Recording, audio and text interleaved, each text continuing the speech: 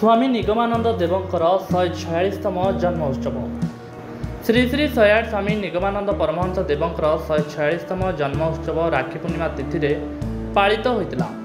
भोरु ठाकुरंकर प्रभात कीर्तन करा जायतिला।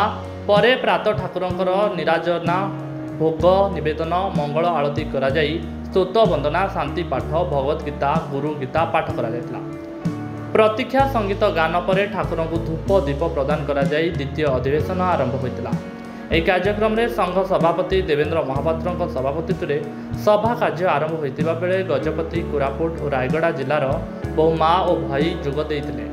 ପ୍ରସନ୍ନ ନାୟକ ଭାଇ ଠାକୁରଙ୍କର ଜୀବନୀ ବର୍ଣ୍ଣନା କରିଥିଲେ।